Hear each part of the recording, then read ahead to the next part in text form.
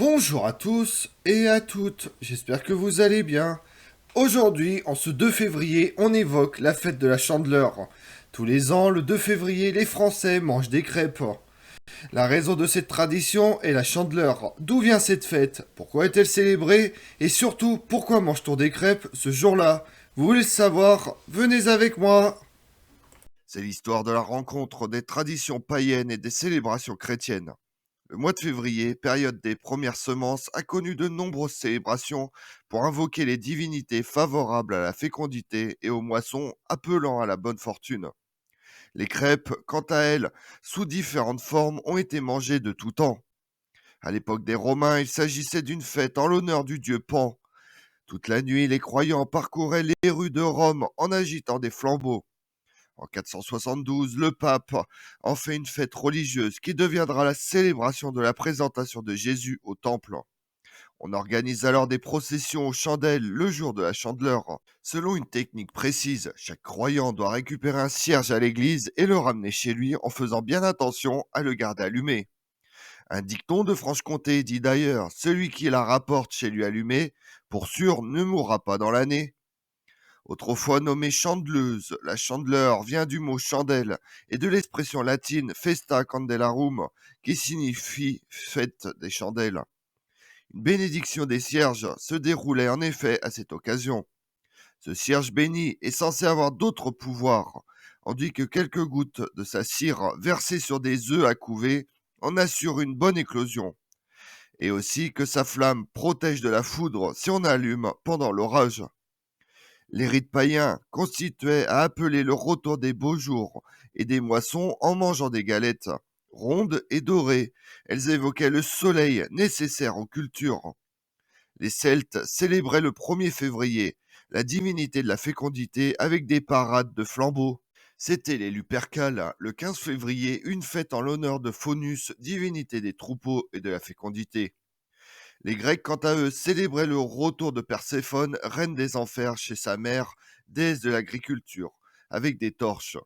L'origine la plus connue de la tradition de la Chandeleur remonte aux Parentelia romaine, une fête annuelle en l'honneur des défunts, au cours de laquelle les Romains veillaient à l'aide de cierges et de torches. Dans la religion chrétienne, la Chandeleur trouve son origine dans la fête des Rolvailles. 40 jours après la naissance de son enfant, les Hébreux fêtaient les Rolvailles de la mère par une cérémonie de purification. Dans la religion catholique, la Chandeleur correspond à la présentation de Jésus au temple 40 jours après sa naissance. D'autres sources indiquent que cette fête représente la présentation de Jésus-Christ au temple et la purification de la Vierge Marie. Finalement, pour un petit nombre de personnes, la Chandeleur prend ses origines dans la culture celte. Afin de remercier le soleil de faire pousser le blé, les Celtes auraient réalisé des crêpes pour ressemblance de forme et de couleur avec l'astre solaire. Quelles que soient les origines de cette fête, ce qui est sûr, c'est que l'on y mange des crêpes. En effet, les Celtes préparaient des crêpes pour célébrer le soleil. Pour eux, le soleil était celui qui offrait le blé et donc apportait la nourriture. Les crêpes seraient donc réalisées pour représenter le soleil et le remercier d'apporter le blé et la nourriture et de faire vivre les humains. Cette tradition pourrait aussi venir des païens qui faisaient la même fête avec des galettes de blé pour remercier le soleil d'apporter des jours meilleurs. Entre-temps, une autre tradition a vu le jour, celle des crêpes.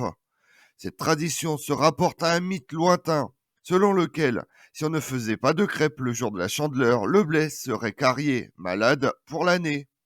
On dit d'ailleurs: si point ne veut de blé charbonneux, mange des crêpes à la Chandeleur.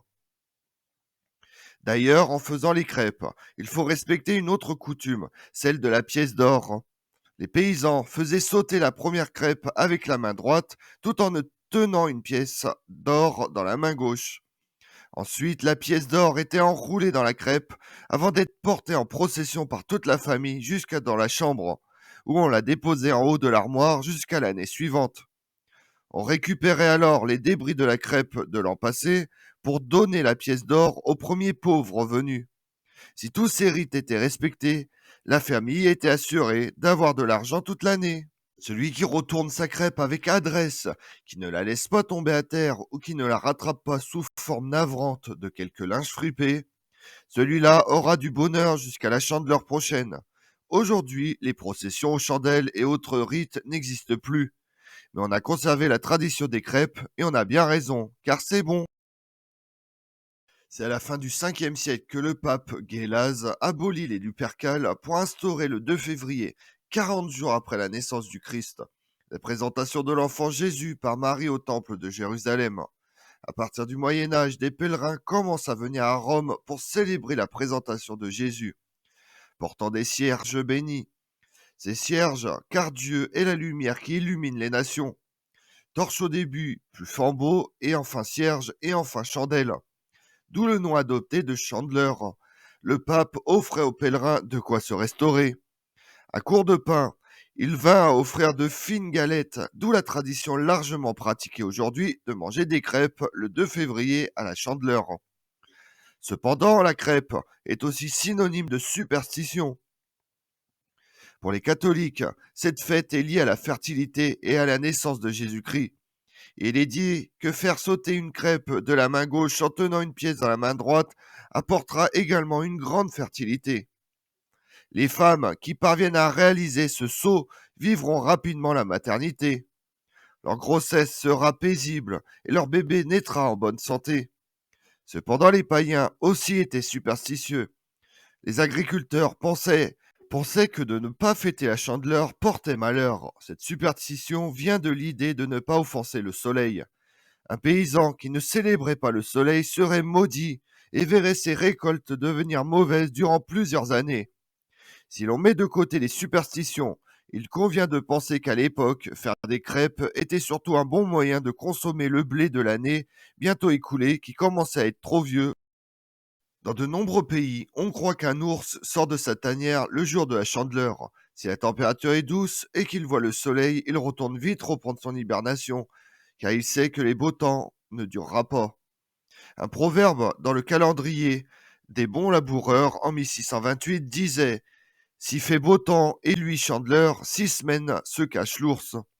Un autre proverbe français dit si le 2e de février le soleil apparaît entier, l'ours étonné de sa lumière se va mettre en sa tanière.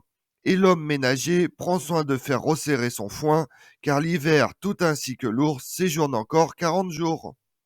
Dans d'autres pays, c'est la marmotte qui sort. Si elle voit son ombre, cela signifie qu'il y a du soleil. Alors elle retourne vite continuer à hiberner, car elle sait que l'hiver va encore durer. À la Chandeleur verdure, à Pâques neige forte et dure. Mais quoi qu'il arrive, quand ce 2 février il fasse beau, froid, pluvieux ou neigeux, n'hésitez surtout pas à confectionner quelques crêpes et bien sûr à les manger.